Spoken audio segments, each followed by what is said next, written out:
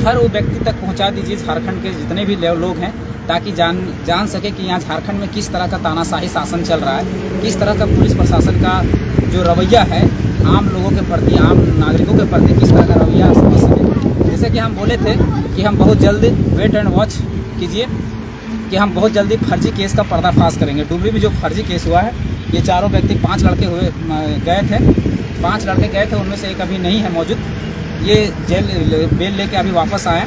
तो हम बोले थे कि फर्जी केस का हम पूरा तरह से पर्दाफाश करेंगे। आज सुनिए कैसे ये हुआ था, ये घटनाक्रम को यही लोग बताएंगे। पहले बाबू तुम लोग बता कि तुम लोग को कैसे उठाया था, तुम लोग पोस्टर फाड़ा था क्या? नहीं, हम लोगों तो पोस्टर कोई नहीं, जोर से हम लोग कोई पोस्टर नहीं फाड़े थे। जैसे हम लोग खाना खाने के लिए घर से निकले हुए थे, हम तीनों मतलब करियारी के ही रहने वाले हैं।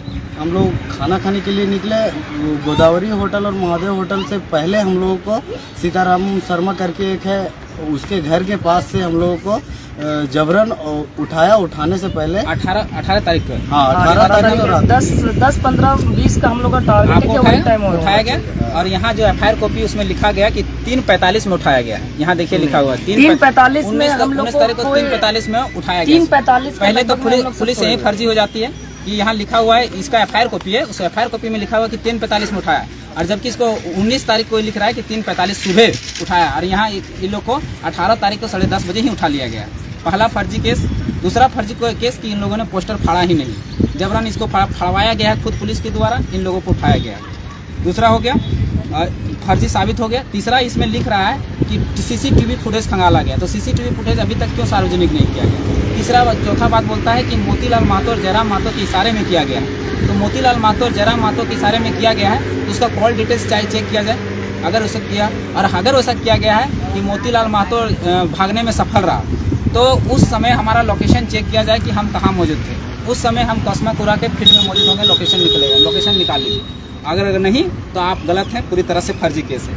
अब ये 2 लड़के हैं, ये 2 लड़के बोकारो से, ये 2 लड़के बोकारो से ये लोग फुआ घर गए थे, बेको गए थे। बाबू क्या हुआ था घटनाक्रम बता दो जोर से बता। हम लोग को मेन रोड में उठा दिया, हाथ मारा DSP फीमेल ड्रेस में, उसके बाद ओवरटेक किया, उठाया, मारपीट किया हल्का फुल्का। हम पूछे कौन थाना वाला है बताइए, सिविल ड्रेस से पकड़ तो रहे हमको, कौन थाना वाला है, घर में फोन करने दीजिएगा कि नहीं दीजिएगा? नहीं देंगे, चलो थाना। उसके बाद 3 ट्रांसफर कर दिया, उसके बाद गिरिडीह ले गया, उसके बाद फ़ोन किया पापा को, बुलाओ, सुबह से खत्म। तो देख लिए आप लोग को मारा गया, पीटा गया, और धारा क्या क्या लगाता है 353 यानी सरकारी काम में बाधा डालना, 323, 341, 414, 506, 427, 120, मतलब 8, 6, 1, 2, 3, 4, 5, 6, 7, 8 धाराएं लगा के लोग को एडिट कर देता है। और मारता भी, पीटता भी। क्या जुर्म था, क्या किया था ये लोग? आतंकवादी थे। ये लोग को तो बात कैसे ले गया था जैसे आतंकवादी हो। इतना कोयला चोर, इतना बालू चोरी, इतना हो रहा है, सब पनाह दे रहा है। उन लोग को कभी तो देखा नहीं जाए यहाँ का पुलिस, कभी तो दिन दहाड़े चोरी हो रहा है, दिन दहाड़े डकैती हो रहा है, ये लोग तो कभी दिखता नहीं, कभी सूझता नहीं। और ये काम जो हो रहा है एक पार्टी के जेएमएम जो झारखंड मुक्ति मोर्चा है, उस पार्टी के इशारे पर हो रहा है। एक यहाँ के सुपुत्र हैं, यहाँ के पूर्व विधायक थे, उसके सुपुत्र के इशारे पर काम हो रहा है। ये लोग, इनके पिताजी का हम जब निकाले, इनके पिताजी भी बात हुआ, तो इनके पिताजी जेएमएम के ही कार्यकर्ता थे। इनको जेएमएम के षड्यंत्र के तहत ही इन लोगों को फंसाया गया। ये लोग तो अपना फुआ घर आए थे रात को, इन लोगों ने पुलिस का हाथ मारा तो बेचारे डर से नहीं रुके। लेकिन ये लोग दो जो लड़के हैं, ये जेएमएम के ही कार्यकर्ता थे और इनको फंसाया गया। और ये हम लोग बैरिकेड भी, बैरिकेडिंग भी यही लोग, होल्डिंग है ये लोग ही लगाए हैं। ये जेएमएम का खुद कार्यकर्ता थे। ये यहाँ पर ये जो हम लोग जब जांच किए तो यहाँ समझ में आ रहा है कोयला का कारोबार। यहाँ जेएमएम का 2 गुट था कोयला का।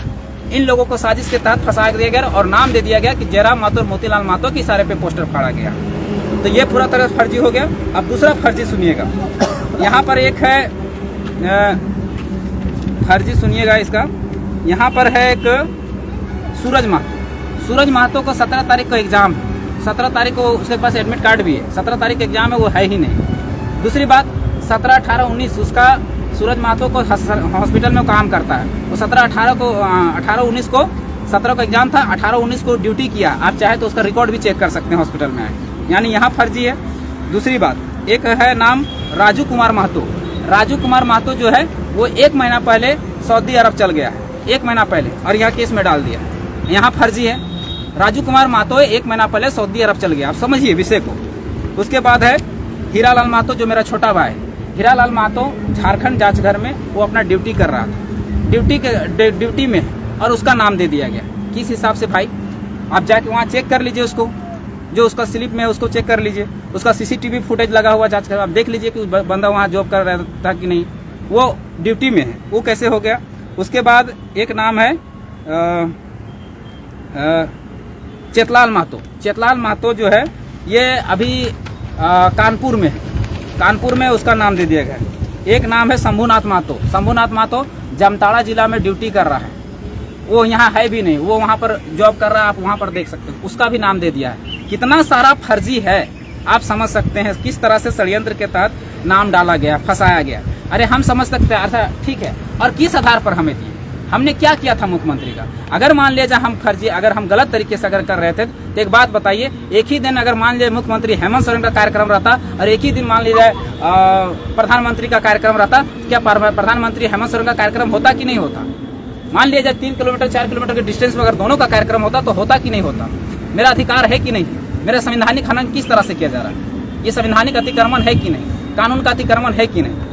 मतलब आपके पास सत्ता है तो कुछ भी कर जाए। अब खेल यहाँ खेला गया, अब खेल हम लोग खेलेंगे, और जो वर्दी बचाने का जो खेल खेला गया है, अब हम लोग वर्दी उतरवा के रहेंगे। हम बस यही किए थे कि हम लोग संवैधानिक तरीके से कर रहे थे। हम लोग जो भी हमारा प्रावधान था, हम लोगों ने कभी मुख्यमंत्री का विरोध करने नहीं आया, मुख्यमंत्री को काला झंडा दिखाने नहीं आया, हम लोग हर में हथियार से आंदोलन नहीं कर रहे थे। हम लोग तो बिल्कुल यहाँ से 4 किलोमीटर दूर में आंदोलन कर रहे थे। क्यों फंसाने की जरूरत है भाई? क्यों केस करने की जरूरत है? और फर्जी केस क्यों? अगर हम किए रहते तो, अगर हम किए हैं तो हम पर लगेगा धारा।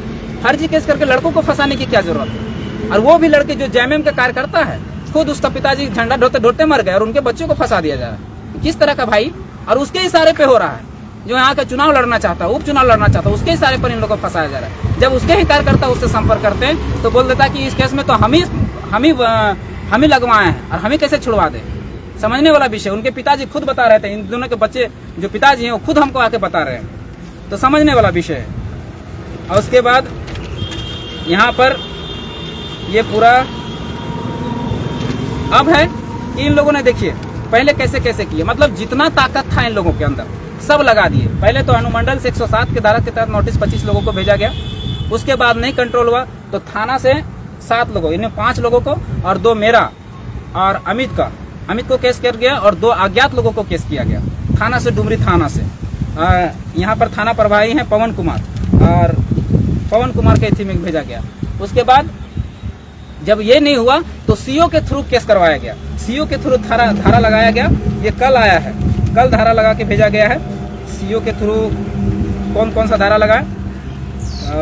सीओ के थ्रू लगाया 143, 149, 188, 504, 506 लगाया गया कल, और ये केस कल भेजा गया है। इसका ये 33 लोगों का लिस्ट है, 33 लोगों का लिस्ट है, ये कल भेजा गया, जिसमें से 33 लोगों में कई लोग यहाँ है ही नहीं, मौजूद ही नहीं है। एक सऊदी अरब में है, एक जामताड़ा में है, एक कानपुर में है। अरे भैया किस तरह का फर्जी केस है भाई? कम से कम जांच परख तो लेते कि कौन मौजूद था कौन नहीं था। अब इन लोग का वर्दी उतरना चाहिए कि नहीं चाहिए, आप ही लोग बताइए। और दूसरी बात, एक बात जान लीजिए, ये सारा पार्टी के इशारे पे हुआ है। तो एक उपचुनाव है, इस उपचुनाव में जिस पार्टी ने काम करवाया है, सीधी बात आप लोग जान रहे कि किस पार्टी ने करवाया, उसको एकदम मुंहतोड़ जवाब दीजिए उसका। हम लोग तो अभी तक नहीं समझे थे, हम लोग तो दया दृष्टि दिखा रहे थे, लेकिन अब नहीं दया दृष्टि दिखाएंगे। ये तानाशाही नहीं चलेगी। अब ये जुल्म, ये शोषण झारखंड नहीं सहेगा, किसी भी कीमत पर नहीं सहेगा। अब इसका बदला लिया जाएगा और खूब जोर तरीके से बदला लिया जाएगा। ये प्रूफ है, ये सबूत है, ये कागज सबूत है। अब देखते हैं कौन रोकता है। हम लोग भी हाईकोर्ट में अगेंस्ट में केस करते हैं, अभी देखते हैं कौन नहीं। अभी इन लोग जैसा खेल खेला है उसी का खेल हम लोग खेले, हम लोग भी खेलेंगे। हम लोग तो शांतिपूर्ण चाहते थे, हम लोग तो केवल मैसेज देना चाहते थे सरकार को कि आप जो मांगे, जो मैनिफेस्टो में जो आप मांग रखे उसको पूरा कीजिए।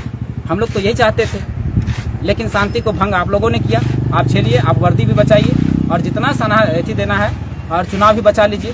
जो चुनाव का खेल खेला गया वो भी बचा लीजिए। हम लोग चुनाव में भी अभी हम लोग चिंतन मंथन करेंगे, और नहीं होगा तो हम लोग भी कैंडिडेट उतारेंगे। और अगर नहीं हम लोग कैंडिडेट उतारे तो इस बार जितना भी जनता जो सुन रहे हैं, इस तरह का शोषण और जुर्म जो रवैया है, अगर इस तानाशाही सरकार को और यहाँ के जो जनता है वो गांठ बांध लीजिए कि अगर फिर से इसको हाथ मजबूत करते हैं तो फिर से ये इस तरह के 5 युवा का जुर्म होते रहे। पीढ़ी बर्बाद करने के पर लगा रहेगा।